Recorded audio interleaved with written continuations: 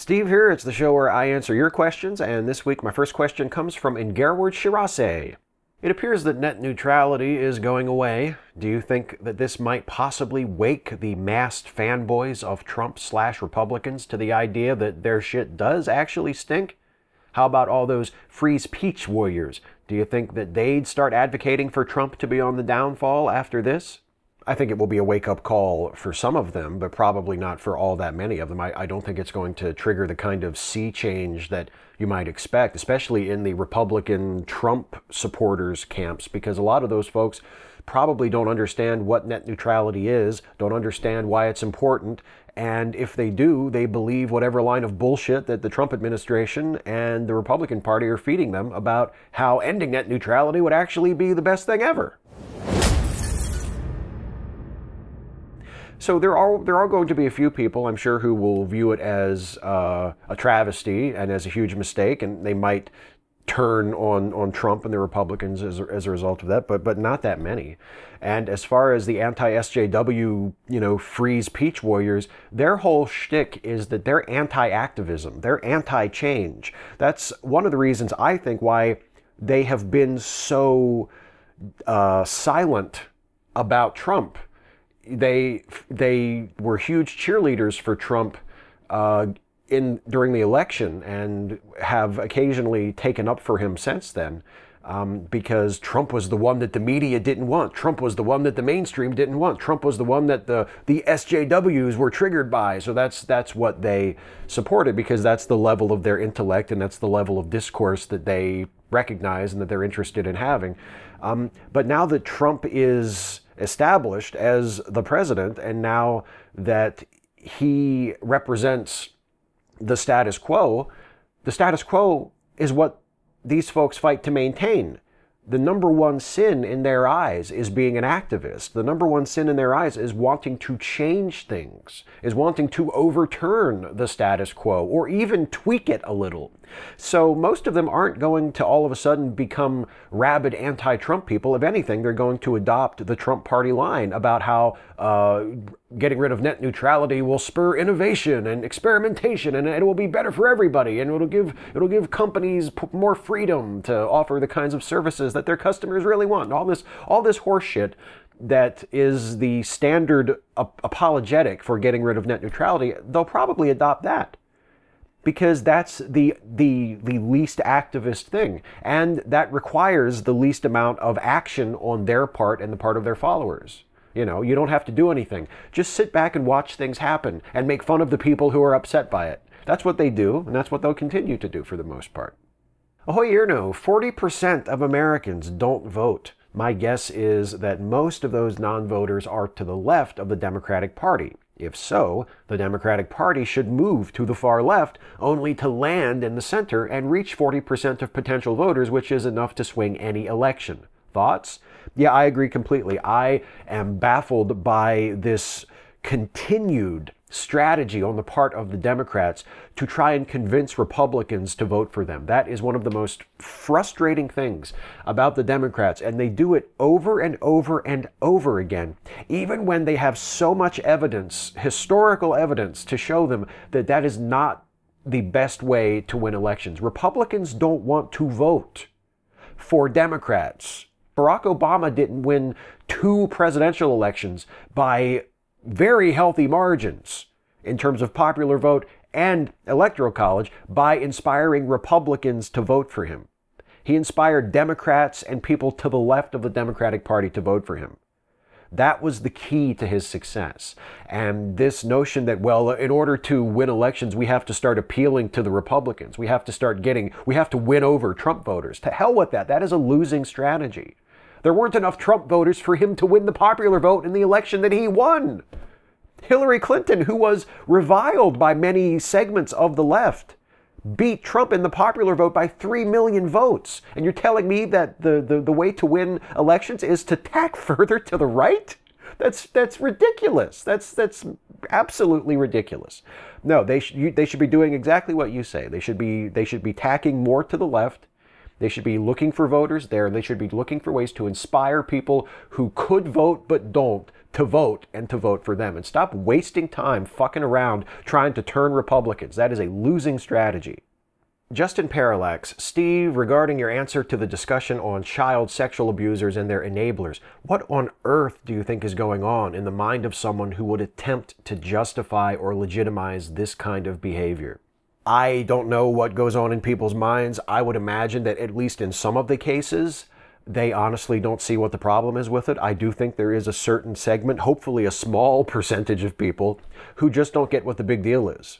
Who have a story in their family tree about how, oh, my grandmother was 15 when she married my grandfather and they turned out okay. Like there's probably a lot of that where they're not necessarily pro-pedophilia in any kind of willful, conscious way, but they just don't see what the big deal is. And so they react accordingly. But in the minds of other people, I think, especially in the minds of people like those who have come to Amos Yee's defense or who have sort of tried to run interference for him or try to minimize the danger and the awfulness of his views and the views of people like him who try to sort of soft sell the abuse of children. A lot of it is that there is a culture of folks on the internet, this troll culture, who honestly think that it's a loser's game, that it's a sucker's bet to get morally outraged about anything, unless it's something that directly affects you. They can get morally outraged about people having their YouTube channels taken down if it's someone that they like, or having their Twitter profiles banned if it's someone that they like.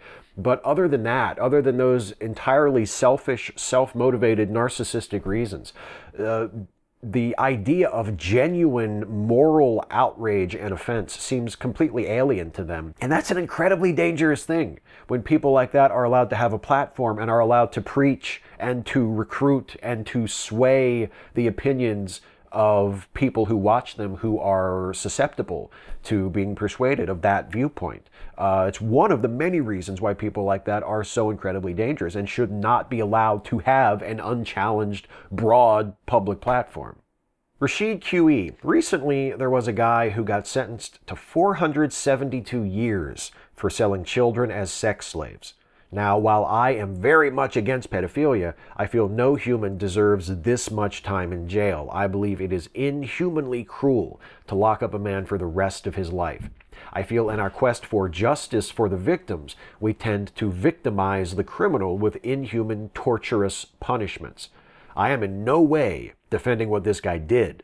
He was clearly a monster with no respect for human rights or people in general, but I do feel he is still a human and does not deserve a life in an inhuman situation. I'm not sure what sentence he should get, but I do think 472 years is too much. What are your thoughts?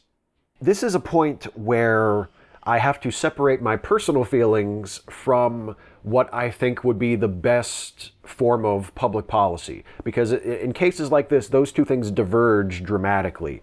I agree with you in principle, I agree with you philosophically that it is not a good thing to lock people away for the rest of their lives, even for very serious crimes, unless it is the kind of situation where there's just no reforming a person and it's a matter of keeping them away just for public safety. It's just you can't trust this person to be out. That's my sort of broad take on it. My personal opinion is if someone is convicted of selling children into sex slavery, I don't care if they lock them in a room underground and throw away the key and they never see the light of day again. I have nothing but utter contempt for anyone who would do such a thing. I think 472 years is the least that he could do, and it's a shame that he won't live that long, so he won't be able to serve 472 years in prison altogether. I have no pity for him and no sympathy for him at all.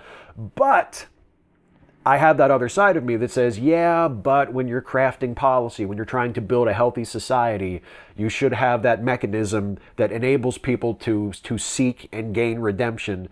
And even if someone does a truly, truly awful crime, like, for instance, selling children into sex slavery, if there is a potential there for them to be rehabilitated, if there is a potential there for them to come out of their confinement, come out of their imprisonment, and become a better person and become a more productive member of society in some way, then we should leave the door open for that. And in fact, we should have systems in place to help that along.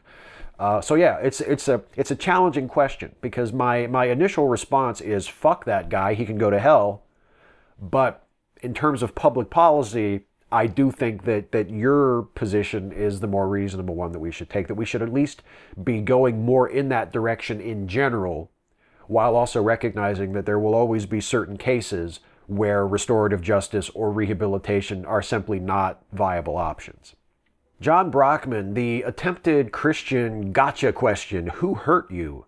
Do you think that's a long-standing tacit admission that every church houses and protects child rapists and abusers? Possibly.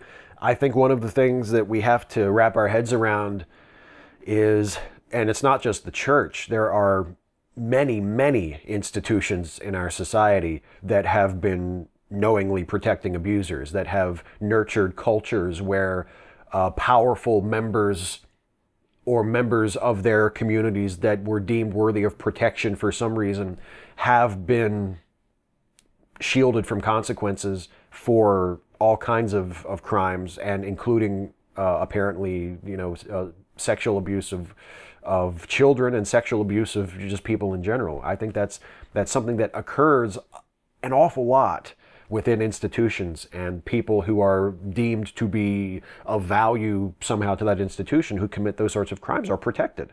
And the church is definitely one of those institutions. The Catholic Church, of course, we know that it's been going on in the Catholic Church for centuries, and it also happens in non-Catholic churches as well. It probably happens in every kind of religious organization on the planet, and it happens in non-religious organizations as well. Abusers are protected. Abusers are shielded from consequences. Stories are hushed up. Witnesses are paid off or are intimidated into silence. Victims are paid off or intimidated into silence. This sort of thing just happens a lot.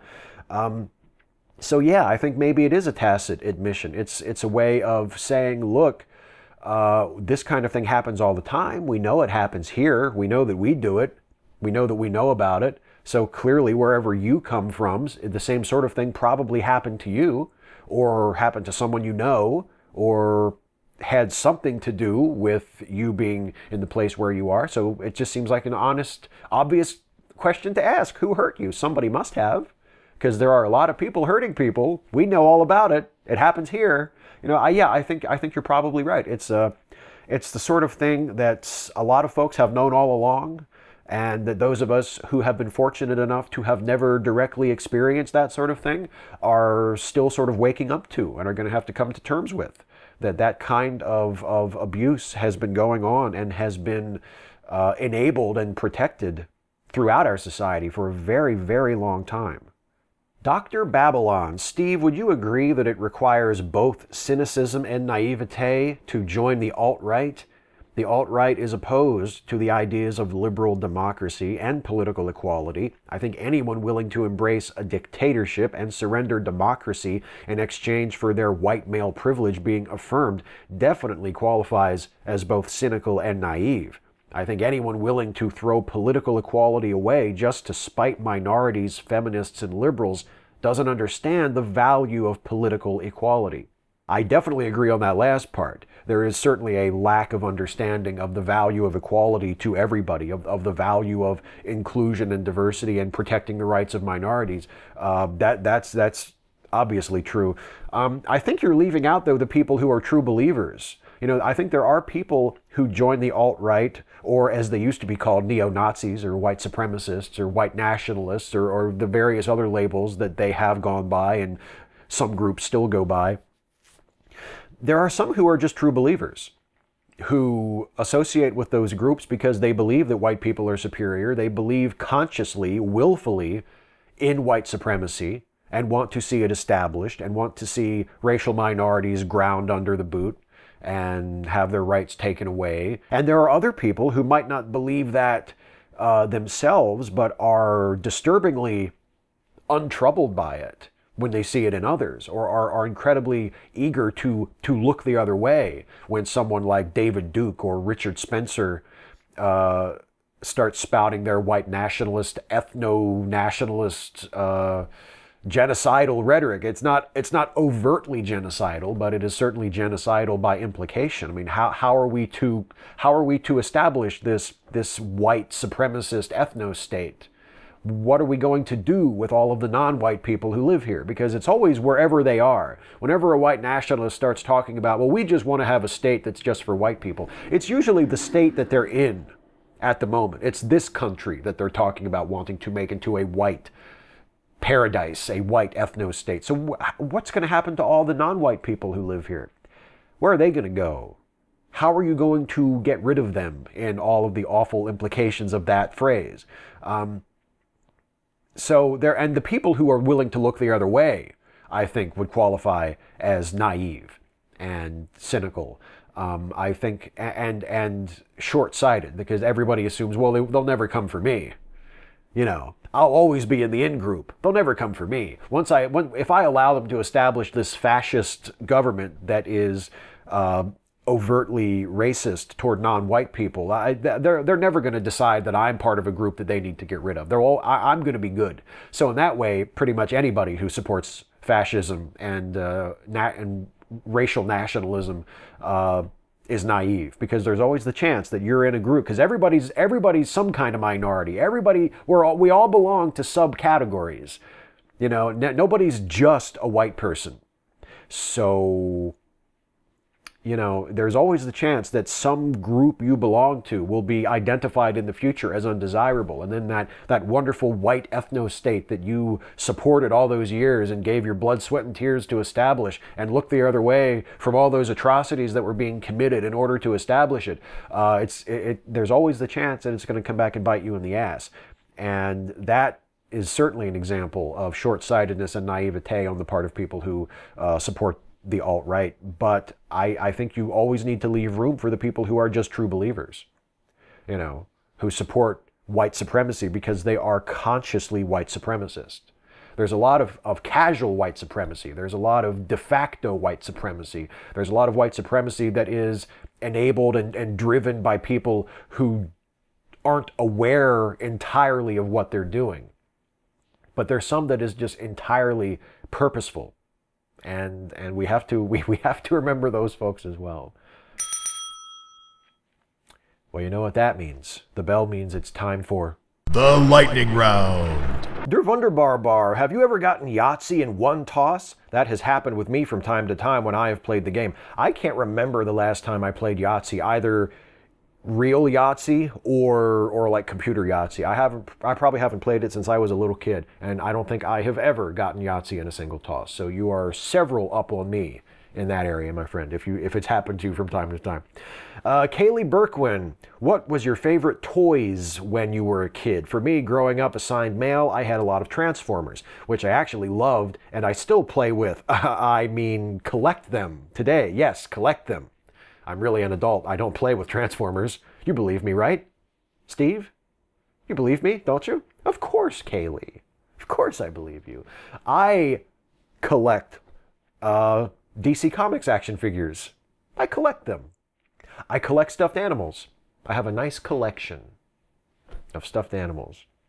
But as far as your question, when I was a kid, I liked Transformers too. I had a lot of Transformers, but my favorites were probably He-Man. I didn't have all of them, obviously, but I had a bunch of Masters of the Universe figures. And when I entered my pro wrestling fan phase at around age, well, when I entered it for good around like age 9 or 10, and I converted my He-Man figures into wrestlers. I created this little imaginary wrestling league with my He-Man figures, where the heroic warriors were the baby faces, and the evil villains, the Skeletor crew, they were the heels, and they fought over imaginary championships that I made up. That was my childhood. That was my childhood. And somehow I grew up into a relatively well-adjusted adult, although that point is, of course, debatable. Joshua Purvis, hi Steve, how are you, my friend? My question is, what do you think of Star Wars Episode 8, The Last Jedi, coming out next month? I can't wait to see it, and I'm a big Star Wars fan. Thanks for answering my question, Steve. Well, thank you for asking, as always, Joshua. The trailers make it look great, and I really liked The Force Awakens. I thought The Force Awakens was wonderful, and I'm really looking forward to the new one, to The Last Jedi. The trailers look great. The advanced buzz on it has been pretty good. The studio is apparently so happy with it that they gave Rian Johnson his own trilogy. So that's a vote of confidence, I think. So yeah, I'm hoping it will be as good as it looks. And I can't wait to see it. It's only 2 weeks away. Can you believe that? 2 weeks away from a new Star Wars movie. Hey, I'm really looking forward to it. Jordan Joan P. Hey, Steve. A follow-up question on Matt Machado's Genie's Monkey Paw question. What would you pick for the anti-SJW evil Steve Shives version's cartoon animal avatar and channel name? Also, which one of your past friends, now alternative universe enemy, would you now despise the most? Oh, good questions. I mean, are there any animals left? Hasn't every, anti-feminist douchebag picked an animal at this point? Are there any left? I don't think there are any left. I don't know. Maybe I would honor Toby Benson and become like a German Shepherd. I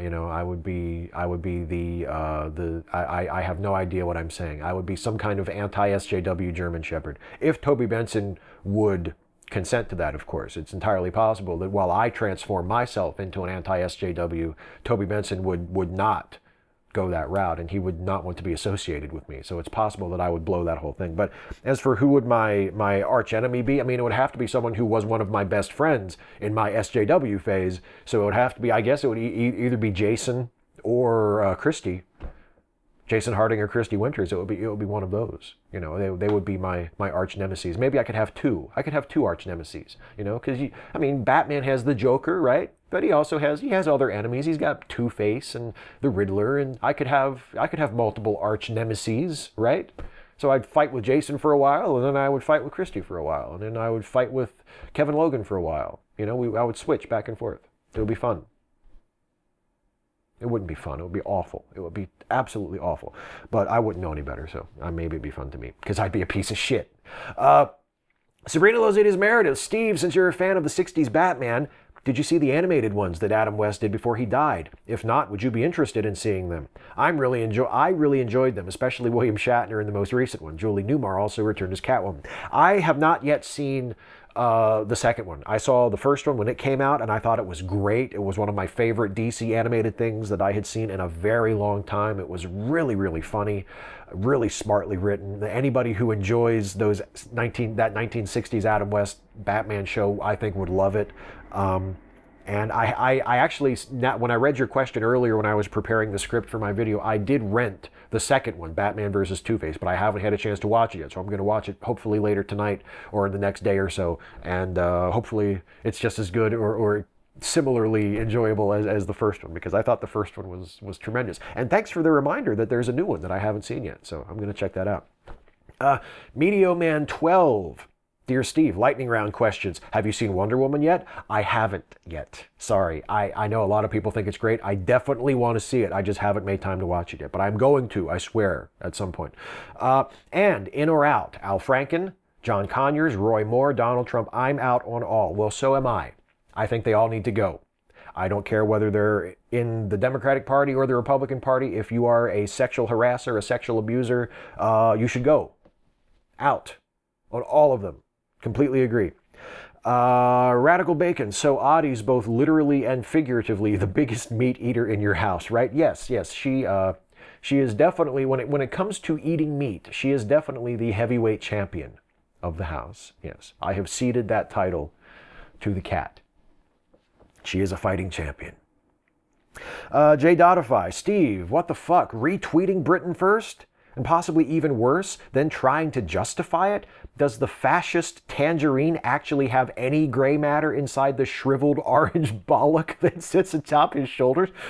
Well, there must be something there, because something is running his autonomic nervous system. As far as his conscious mind, I don't think there's anything there. As far as his intelligent mind, there doesn't seem to be anything. When he opens his mouth, it seems like it's just random words, just garbled nonsense emerges. He doesn't seem to have anything in terms of rationality or coherent thought.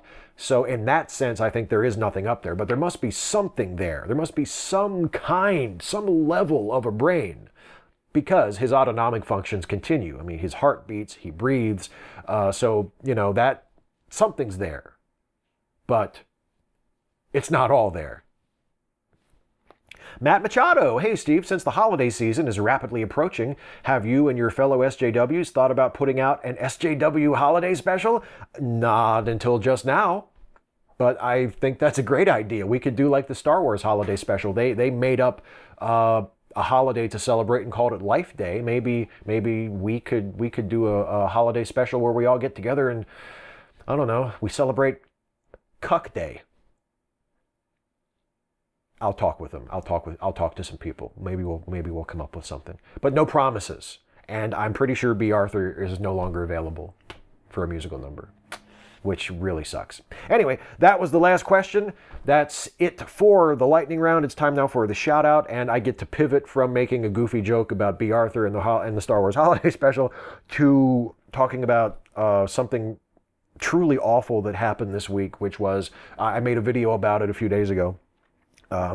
The terrible murder-suicide of committed by someone who was a host of an atheist podcast, who murdered his wife and killed himself and left his young children orphaned. And it's the sort of thing that when it happens to someone you know, and I didn't know this person at all well, but we were Facebook friends. I was somewhat faintly acquainted with him. And when something like that happens to someone who's in your circle, however distantly, it really brings home how serious the problem of domestic abuse is, because in this case it went about as bad as it can go. So the shout out this week goes to the National Domestic Violence Hotline, and you can call the Domestic Violence Hotline at 1-800-799-7233, or you can go online at thehotline.org.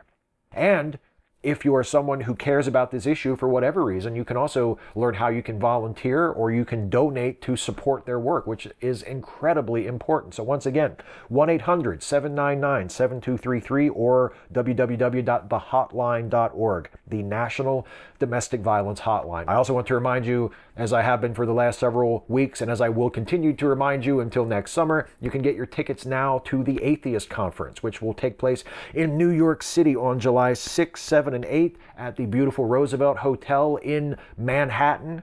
Tickets are on sale now, and you can also book your hotel reservations at a tremendous discount if you book through the event website. It's theatheistconference.com. I will be there. A whole bunch of other awesome people will be there. Mandisa Thomas will be giving the keynote address. Aaron Ra is scheduled to be there. Christy Winters, ContraPoints, the one janitor, will be in. Foxy Jazabel will have an awesome YouTube panel featuring those folks and a lot of other people as well. So I hope you can join us. It's the Atheist Conference, TAC. And you can learn more and buy your tickets and make your reservations for the hotel at theatheistconference.com. I also want to remind you, as I do every week, that you should be listening to the Lemme Listen Podcasts, and most particularly to the Late Seating Podcast, which is the movie review podcast that the great Jason Harding co-hosts with me, where we take a fresh look at a classic film, a film that has a reputation for either being good or bad, and we decide if it deserves whatever reputation it has, whether it's thought of as a classic or as a all-time bomb. And you can listen to our most recent episode, which is our review of the 1980s classic sci-fi comedy Back to the Future. And you can also get ready for our next new episode, which is a review of quite possibly the most beloved film in all of the Star Wars franchise, the most beloved episode of any kind in all of the Star Wars franchise, which is The Empire Strikes Back. That's the subject of our next episode, which goes up next week. So you can catch up on The Empire Strikes Back and get ready for that new episode. And you can also listen to all of the past episodes of Late Seating and all of the episodes of all of the awesome Lemme Listen podcasts by going to lemmelistenpodcasts.com. That's it for me, everybody. I am out of here for another week. I want to thank you all for watching. I want to especially thank those of you who asked questions this time, because in order for me to make these videos, you have to ask. So please do leave a comment on this video asking me your question for next time. You can ask me anything about anything. Nothing is too serious. Nothing is too silly. I will answer as many of your questions as I possibly can in the next episode of You Had to Ask. So please do leave a comment on this video and ask me those questions. Thanks once again for watching, everybody. I'll see you next time. Take care. Hey folks, one more thing before I go. I hope you enjoyed this video. If you did, please like, share, and subscribe. And also please consider helping me to make more videos like this one by supporting this channel through Patreon. You can go to patreon.com/Steve Shives to become a patron. Thanks for watching.